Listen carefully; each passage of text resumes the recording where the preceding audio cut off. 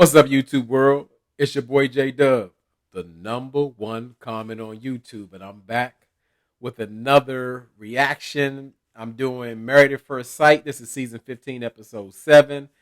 This fourth installment is let's do Stacia and Nate. But before I get started, for those who are new to my channel, I do detailed reviews on reality shows. I don't do every scene by scene, but I pick up details that are important to me and maybe some details that you have not seen. And again, as I said, I am YouTube's number one commenter. So with this channel, it's all about their comments. And within the comments, the only thing that I ask that we respect one another. You can say anything you want. You can say Nate is definitely a former member of a group home and he on probation and all that kind of stuff. And Stacia needs some more healing and all that kind of stuff. But stay respectful in the comments to each other. Because why? That's the Dub fam. Them my peoples, they're your peoples. We YouTube cousins, so we show respect. But say what you say about on TV. So let's go ahead and get into the fourth installment, Stacia and Nate. Now, as I said, for all the couples, they back on there from their wonderful honeymoons and all that kind of stuff. I'm not sure if Stacia and Nate really, I believe they consummated the marriage, but they just didn't want to tell anybody. Who knows? But I noticed on the honeymoon, at home, Stacia, she points out that she's watching Nate. And I get that. She's supposed to learn him, observe him, and all that. But it sounds like he's more under a microscope. He is, he's on probation. And I'm sure he's used to that. But again, he is just like, maybe she's picking up on the vibes. As I told you, I get the group home vibes. I'm on probation vibes. I had some scamming issues, because he did admit that he was selling, fake purses and all that kind of stuff. It happens. But I'm just saying, give Nate a chance. Again, I don't believe Nate has a chance in hell to be a successful husband in this situation, but especially with Stacia, just like she putting them under the microscope. Who can operate and be themselves in that type of environment? And I really believe Stacia is earning her nickname boss lady. I hate boss chick and all that. I hate all of that because listen, lady, I don't work for you. I'm not one of your employees. So don't boss me around. But anyway, Stacia does the videotaping of like her and Nate back at the shared apartment. And she's really like determined to potty train. Well, not potty train him. She wants to train him to keep the lid down and, on the toilet so she won't fall in. And I don't see what's so hard about that with Nate, but obviously he's struggling. I guess he's used to being a bachelor, never had a woman in his house, or who knows, I don't know. And while they were visiting Stacia's house, they got into this ridiculous debate about like whether Stacia is making a smart investment of upgrading her espresso or cappuccino maker, and it costs $700. And they doing the math, and Stacia, Nate made a point. She's spending, I don't know, $400 a month on coffee or whatever.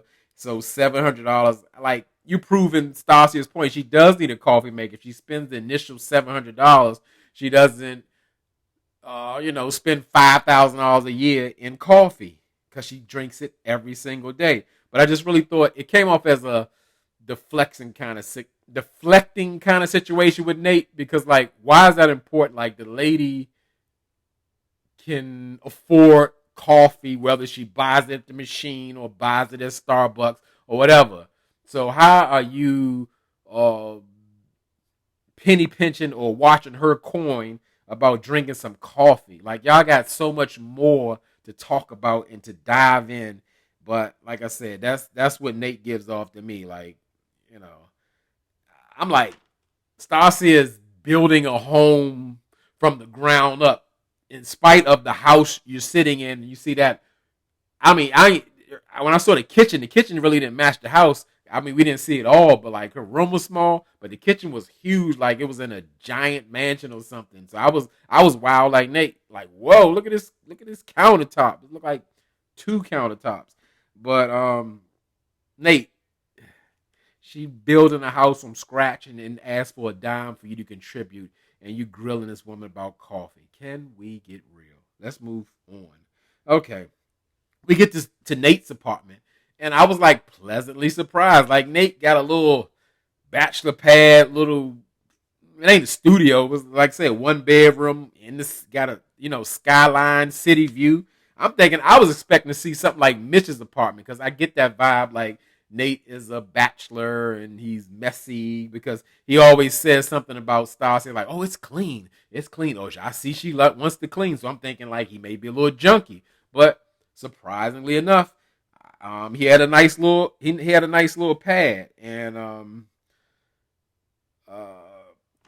was like, oh, okay, Nate doing it. But we kind of find out that discover like Stacia, she might have a touch of OCD. Like everything has to be in such order. But we do learn that Nate's bachelor pad is pretty much what I like to call a Monet. A Monet. What is a Monet? Anybody ask? I used to watch I watched the movie Clueless a long time ago. And they said, the girl's all right, but she's a Monet. And Monet just means it looks good on the outside, but you get up on it, it's pretty much a mess.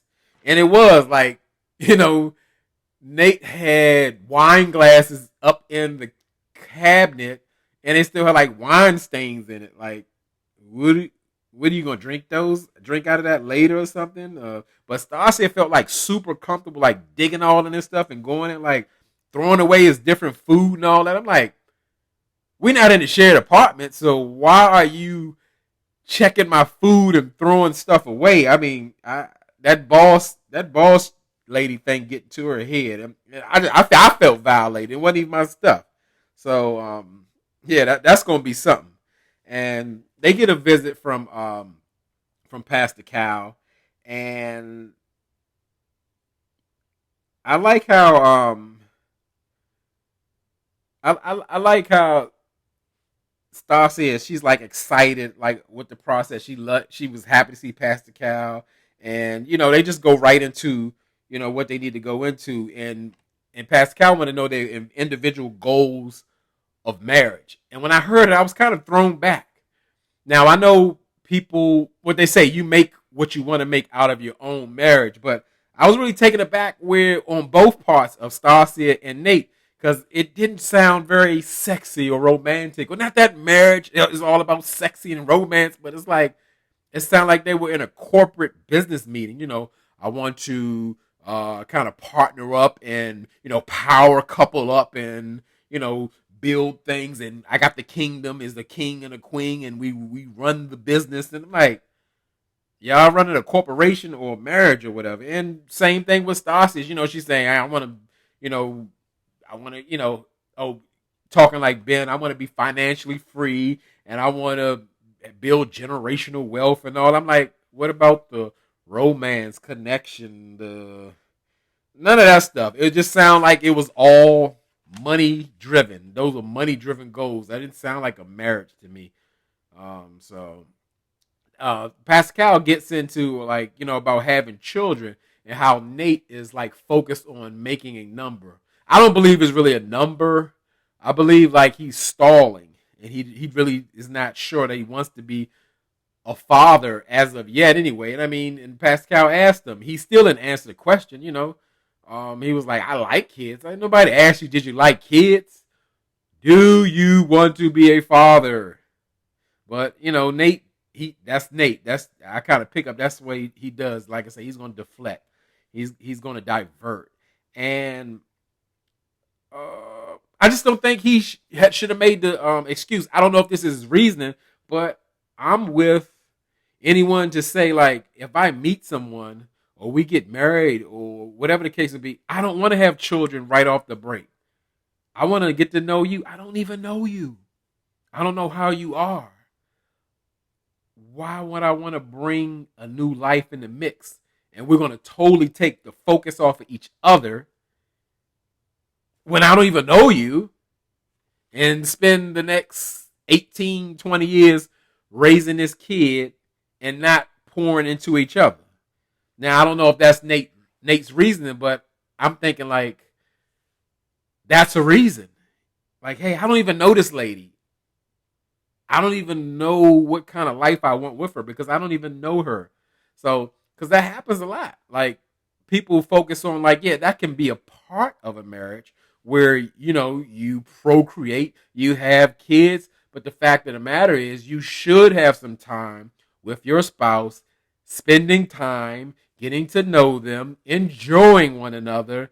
Because once you have that baby, the focus is neither on you. And you wonder, like, why we don't have a real relationship?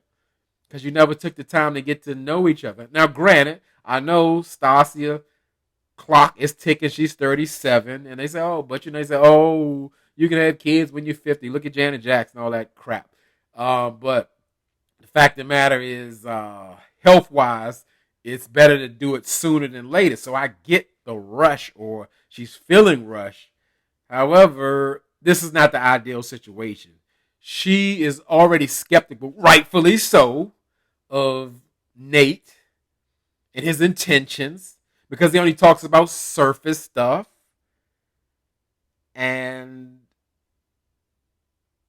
But you're ready to have a kid with him. That don't make sense. That don't make sense at all. Unless you just about having a kid and not about the marriage. So we go into, Pastor Cal. He got to go into his favorite subject. Freaky Pastor Cal wants to know, have you had sex? Have you consummated that marriage? He always want the details and want to find out, but we find out that they have not consummated the marriage because Stacia says Nate doesn't open up and it's surface. I understood it and I didn't understand it because it seemed like she's kind of forced this man to have the same feelings that she has about, I guess, her father, but rightfully so. She wants to hear his experience. But that's the thing. You're just meeting this person. Most people just don't pour everything out from their past because, that takes some things. Some people got to go down in that vault and dig it up because they put it away. And it's almost like she's judging Nate for not feeling, I guess, the abandonment of his mother and all that. People process grief differently or trauma because it's definitely trauma. But Nate's saying like, hey, my mom's a stranger to me. I don't feel nothing for her. And that could possibly be true. He feels something, but yeah, he could totally disconnect from her and disconnect from those feelings. And I felt like Stacia is like being pushy instead of like, oh, be transparent. And what I did like, I'm not a Nate fan. I did like Nate stuck to his guns. Like, well, I can improve on that. I can bring up those feelings when they come up organically. I'm not going to have an interview or do an autobiography book about me or whatever because you feel like you want to talk about it. I like that. I was like, way to stand up for yourself, Nate. So after Pastor Cal leave, Nate he's thinking he's on the same page with Stacia, and Stacia is pissed. You can tell the energy is off. I could feel it through the screen. So it's all about like Stacia pretty much saying like, hey, you real surface. You're not being vulnerable. And like I said again, I think she's really being super unfair to Nate or whatever. It's just everybody don't feel the same. Everybody don't deal with those types of losses and trauma the same way.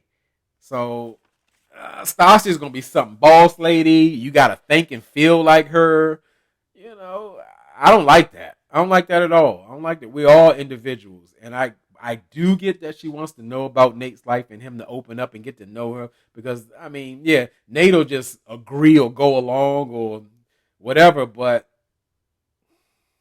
he can't feel what he don't feel, or he's not going to feel the exact same way about his situation about how you feel about yours because you're two different people.